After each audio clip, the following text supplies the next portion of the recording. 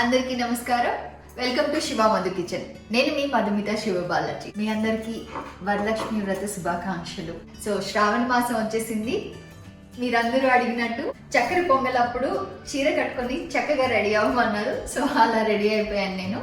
So శ్రావణ మాసం అంటే మనందరూ ఇలాగే అందంగా చాలా ఇష్టమైన చీరలు ఇష్టమైన నగలు వేసుకొని చాలా అందంగా రెడీ అవుతాం.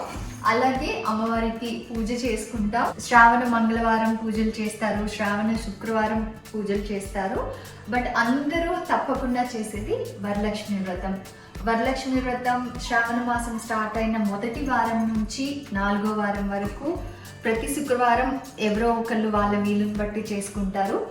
బట్ మనకి 31st వరలక్ష్మి వ్రతం. సో ఈరోజు వరలక్ష్మి వ్రతం చేసుకుంటున్న మీ అందరికీ ఆ అమ్మవారి కరుణ కటాక్షాలు ఎప్పుడు ఉండాలని కోరుకుంటున్నాను. మీ ప్రేయర్స్లో, మీ పూజల్లో మీరు మీ కుటుంబ సభ్యుల్ని డెఫినెట్గా ఇంక్లూడ్ చేస్తారు.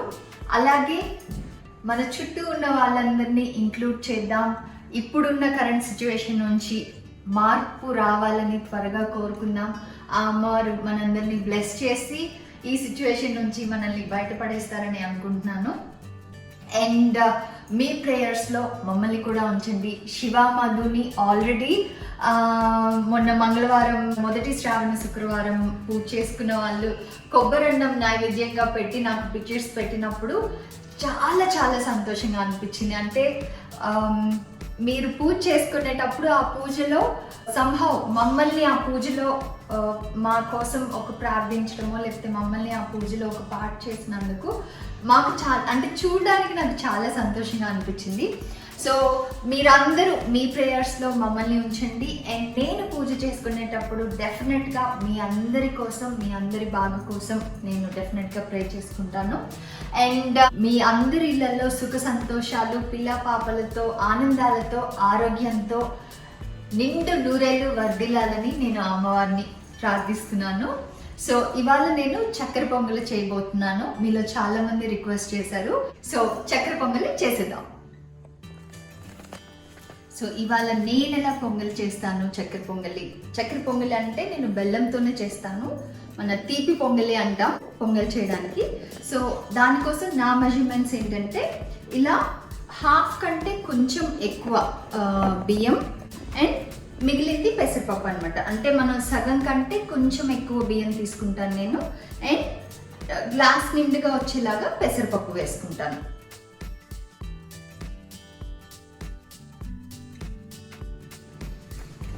నేను పొంగలి గిన్నెలోనే చేస్తాను, కుక్కర్స్లోనో ఇట్లా చేయను. సో పొంగలి కోసమని ఈ గిన్నె స్పెషల్లీ పొంగల్కే వాడతాను. సో ఇందులోనే చేస్తాను. సో ఇప్పుడు ఈ బియ్యం పెసరపప్పు ఇందులో వేసేసుకొని ఒక 2 సార్లు కడిగేసి ఉడకడానికి పెట్టుకుందాం. అండ్ ఇవి పచ్చనపప్పు కూడా వేస్తాను నేను పొంగల్లో. And that is my speciality అని చెప్పొచ్చు. బికాజ్ నేను పొంగల్ యూజువల్గా వేరే వాళ్ళు చేసినప్పుడు చూసినప్పుడు పచ్చనపప్పు వేయడం చాలా తక్కువ చూసాను. సో నేను ఇది కూడా కొంచెం కడిగేసి నానబెట్టేసుకుంటాను అనమాట. రెండింటిని వాష్ చేసేసి కుకింగ్ స్టార్ట్ చేసేద్దాం.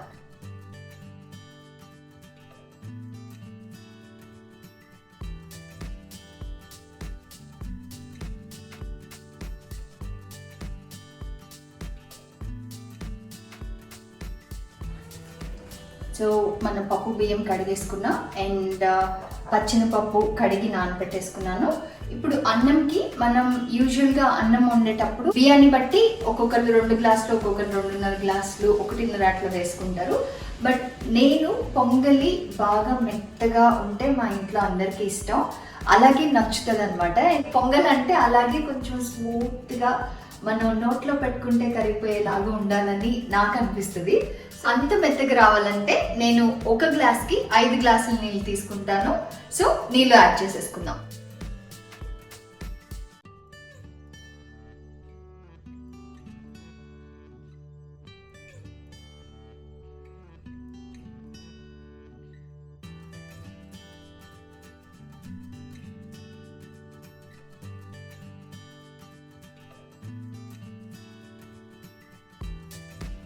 సో స్టవ్ ఆన్ చేసేసుకుందాం. మనకి అన్నం పప్పు ఉడికే లోపల బెల్లం తురిమేసుకుందాం.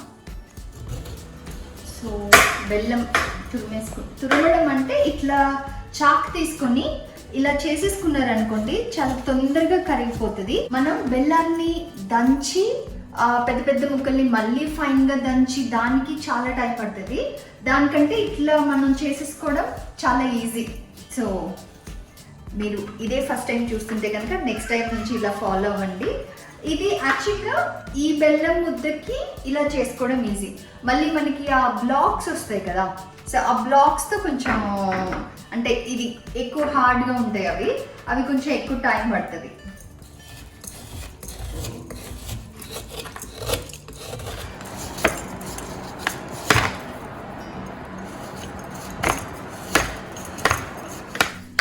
సో అయిపోయింది. ఇప్పుడు నేనైతే నాకు అలవాటే కాబట్టి నేను ఇంత రైస్కి ఇంత అని నా ఎస్టిమేషన్తో వేసిస్తాను. బట్ ఇవాళ కొత్తగా ట్రై చేసే వాళ్ళకి నేను స్పెసిఫిక్గా చూపించాలి కాబట్టి నేను మీకోసం ఇవాళ ఫైనల్గా వీడియో చేసే ముందు ఒకసారి ట్రై చేసి మీకు చూపిస్తున్నాను. మనం 1 గ్లాసు బియ్యం పప్పు తీసుకున్నాం కాబట్టి మనం బాగా బెల్లం దీనిలో స్టఫ్ చేసేసి చూస్తే మీకు 1 నిండు గ్లాస్ అవ్వాలన్నమాట.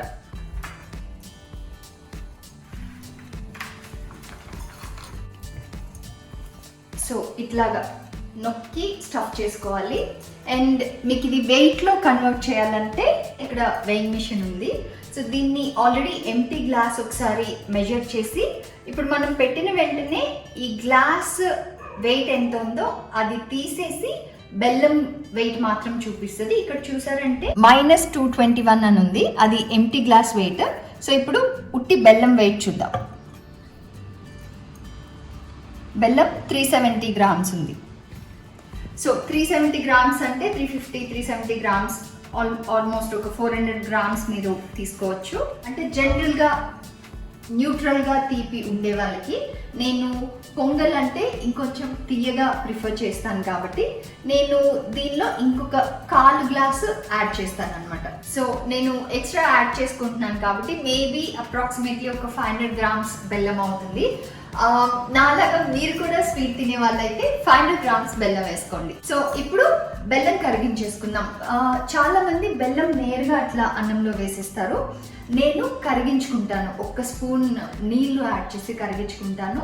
ఎందుకంటే దీంట్లో ఇసుక నలకలు ఏమైనా ఉంటే అడుక్కు వచ్చేస్తాయి మనం కరిగించిన తర్వాత. సో పైన బెల్లం పోసేస్తాను అనమాట. So let's start that. So బెల్లం కరగబెట్టేసుకుందాం. 1-2 స్పూన్లు అనుకున్నంతే నీళ్ళు వేసి ఇది ఇప్పుడు కాచేసుకుందాం. సో అలాగే పాలు కూడా కాచేసుకుందాం.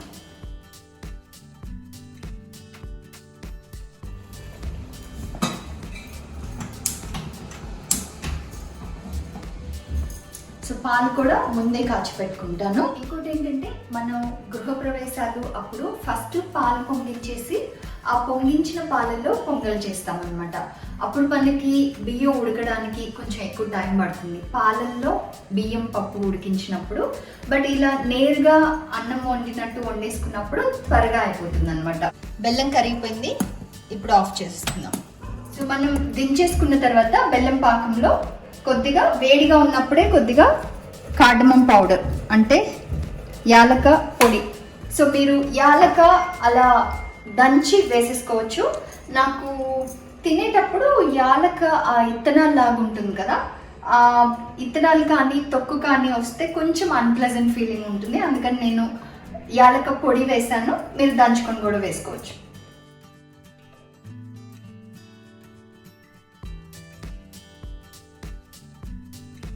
అన్నం బాగా ఉడికిపోయింది, చూసారంటే తెలుస్తుంది కదా మెత్తగా. సో ఇప్పుడు ఇందులో బెల్లం వేసేద్దాం.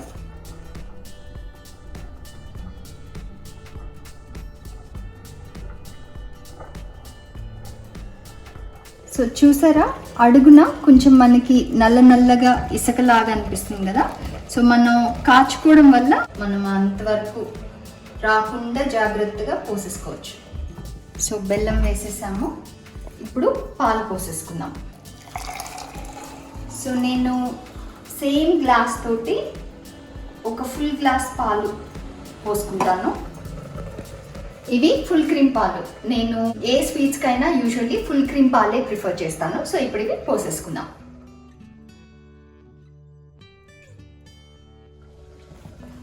ఇప్పుడు లాస్ట్లో మనం పచ్చెనపప్పు వేసుకోవాలి. ఎందుకంటే పచ్చెనపప్పు ఉడికిపోయి మెత్తగా పొంగల్లో కలిసిపోకూడదు. మనం తినేటప్పుడు ఆ పప్పులాగా తెలియాలన్నమాట. సో ఇప్పుడు లాస్ట్లో ఇంకా కొంతసేపట్లో అయిపోద్దనగా మనం పచ్చెనపప్పు, నెక్స్ట్ కొబ్బరి కూడా యాడ్ చేస్తాము. సో ఇప్పుడు పచ్చెనపప్పు ఇందులో వేసేద్దాం. సో కొబ్బరి కొంచెం పెద్ద పలుకులే, అంటే ఇట్లాగా ఇలా ఈ సైజ్కి చేసుకొని మనం రెడీ చేసుకోవాలి. ఇది తినేటప్పుడు మనకి క్రంచీగా పొంగల్తో స్వీట్తో చాలా బాగుంటుంది.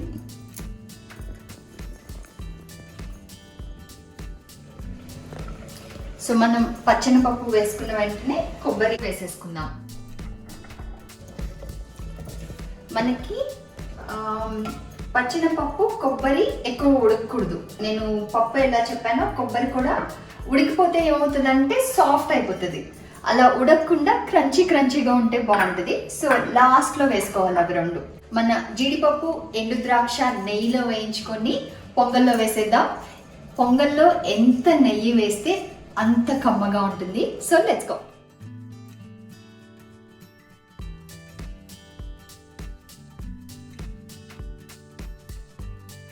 మన జీడిపప్పు కొంచెం దోరగా ఎర్రగా వేగాలి, అంతవరకు కలుపుతూ వేయించుకోండి. మనం కొంచెం అశ్రద్ధగా ఉన్నా కానీ జీడిపప్పు చాలా తొందరగా మాడిపోద్ది.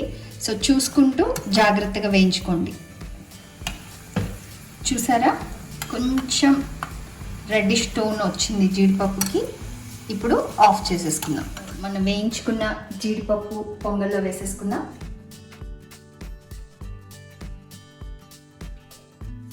ద్రాక్ష మనకి రౌండ్గా ఉబ్బుతుంది, ఎండు ద్రాక్ష. సో అలా అయిన వెంటనే ఆఫ్ చేసేసుకుందాం. చూస్తున్నారా, ఇంకా కొన్ని అడుగు అవ్వాలి. అయిపోయింది, ఆఫ్ చేసేసాను. ఇప్పుడు పొంగల్లో పోసేసుకుందాం. నెయ్యితో పాటు కలిపి పోసేసుకుందాం.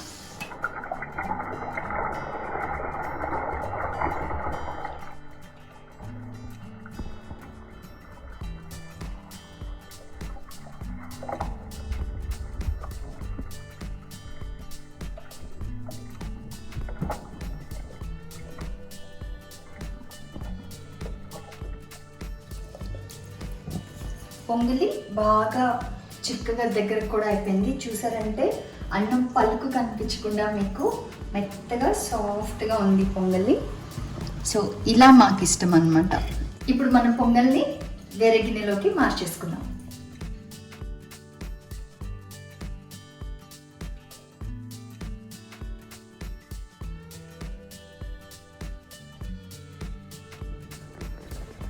వేడి చక్కెర పొంగలి రెడీ అయిపోయింది. సో నేను మీకు చూపించడానికి చేశాను.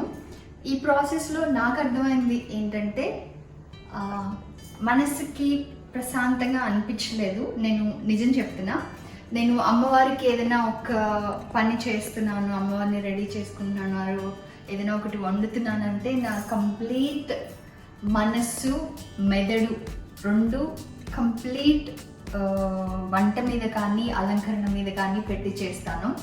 బట్ షూట్ ప్రాసెస్ అనేసరికి మనం కట్ చేస్తూ ఉంటాం మధ్యలో. ఒకసారి ఒకటి ఏదైనా మళ్ళీ చేయాలంటే మళ్ళీ రీటేక్ చేస్తూ ఉంటాం, లేకపోతే మళ్ళీ పోయడాలన్నీ పాజ్ ఇచ్చి, గ్యాప్స్ ఇచ్చి, ఇంటర్వెల్స్ ఇచ్చి చూసుకుంటూ అట్లా చేయడం వచ్చేది కొంచెం మనసుకి ఏదో లోటుగా అనిపించింది, ఏదో వెలితిగా అనిపించింది. సో బట్ ఎనీవేస్ నైవేద్యానికి పెట్టట్లేదు కాబట్టి జస్ట్ మీకు చూపించడానికి నేను చేశాను కాబట్టి ఐఎమ్ లైక్ ఓకే అమ్మ నీకోసం చేసేటప్పుడు మంచిగా శ్రద్ధగా చేస్తాను అని మొక్కుకున్నాను. కొంచెం వెలితి నాకు అనిపించినా కానీ మీకు చూపించేటప్పుడు నా ప్రేమనంతా పెట్టి చేస్తాను కాబట్టి టేస్ట్ మాత్రం అదిరిపోద్ది. నేను ఇంకా టేస్ట్ చేయలేదు, ఇప్పుడు టేస్ట్ చేసేద్దాం.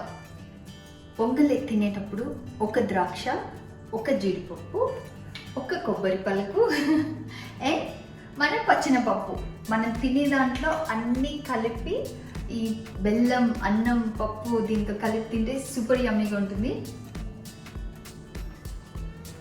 వా,